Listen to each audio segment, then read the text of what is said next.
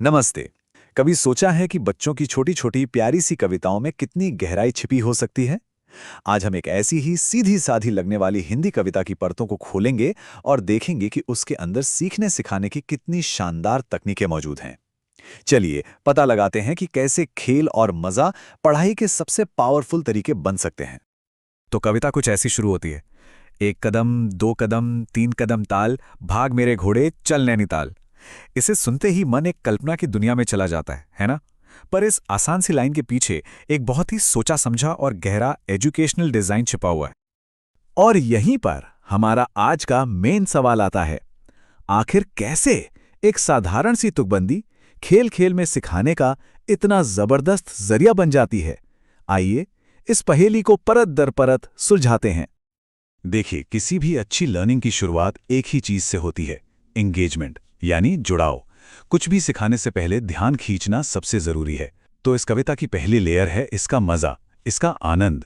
ये अपनी कहानी और कला के जरिए सीखने वाले को एक मजेदार दावत पर बुलाती है। और ये दावत किस रूप में आती है? एक कहानी के रूप में। इंसानी दिमाग को कहानियां बहुत पसंद है। तो जब किसी लेसन को एक कहानी या एक यात्रा में पिरो दिया जाता है, तो सीखने वाला सिर्फ सुन नहीं रहा होता, बल्कि अपनी कल्पना में उस कहानी का हिस्सा बन जाता है। जरा पहली लाइन पर ही गौर कीजिए, एक कदम, दो कदम, तीन कदम ताल। ये सिर्फ शब्द नहीं है, ये एक्शन है। इन शब्दों की अपनी एक रिदम है, एक गति है। ऐसा लगता है जैसे घोड़ा सच में चल रहा हो और हमें अपने साथ चलने के लिए बुला रहा हो। और फिर अगली ही लाइन में कविता इस एक्शन को एक मकसद दे देती है, एक गोल। अब ये सिर्फ भागना नहीं है, अब हम एक मिशन पर हैं।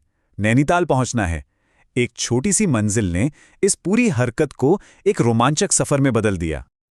और डिजाइन देखिए कितना स्मार्ट है। जब बच्चा अपने घोड़े को दाल खिलाता है तो कहानी में एक इमोशनल पल आता है।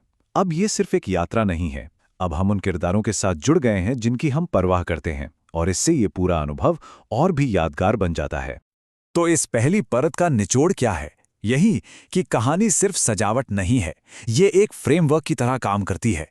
एक यादगार दुनिया और प्यारे किरदार बनाकर कविता एक ऐसा ढांचा तैयार करती है जिस पर आगे की सारी लर्निंग आसानी से टिक सकती है।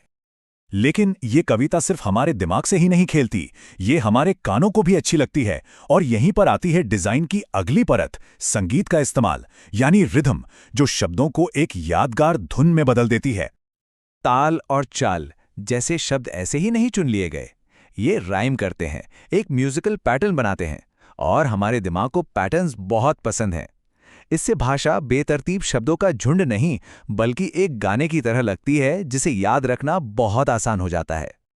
असल में बच्चों की किताबों में तुकबंदी यानी राइम सिर्फ मजे के लिए नहीं होती, ये एक बहुत पावरफुल लर्निंग टूल है।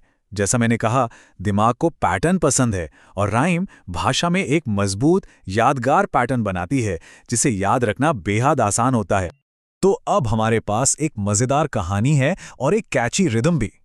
अब कविता इन दोनों चीजों को एक डिलीवरी सिस्टम की तरह इस्तेमाल करती है अपने असली मकसद के लिए, जो कि है एक खास लेसन सिखाना। जी हाँ, बिल्कुल, ये एक हिडन मिशन है जो सबके सामने चल रहा है। सीखने वाले नैनीताल की यात्रा में इतने खो जाते हैं कि उन्हें पता भी नहीं चलता कि वो खेल खेल में एक नई भाषा की बुनियादी आवाजें सीख रहे हैं। और ये बात हम ऐसे ही नहीं कह रहे। इस कविता की टीचर्स नोट्स में साफ साफ लिखा है, ये सब कुछ सोचा समझा है।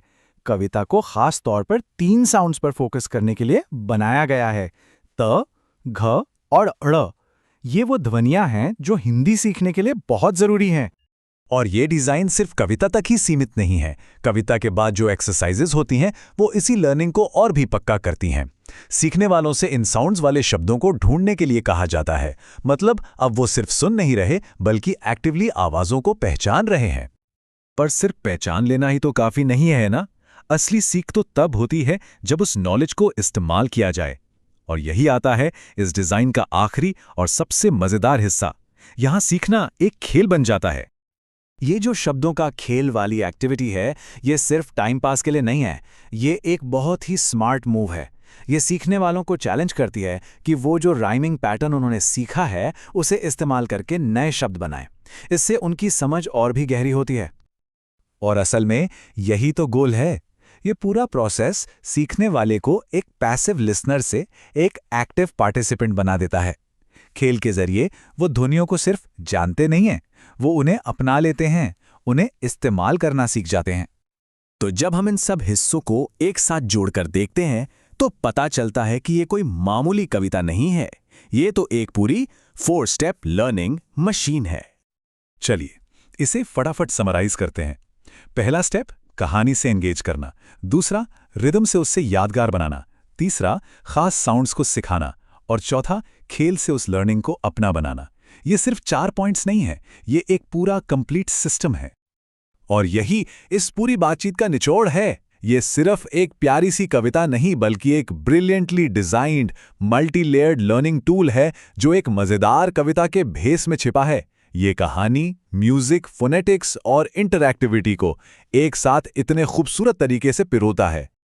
और ये हमें सोचने पर मजबूर करता है ना, कि हमारी रोजमर्रा की दुनिया में डिजाइन के और कितने शानदार नमूने हमारी नजरों के ठीक सामने छिपे हुए हैं। शायद इस सब के बाद किसी भी बच्चों की कविता को पहले की तरह देखना मुश्किल होगा।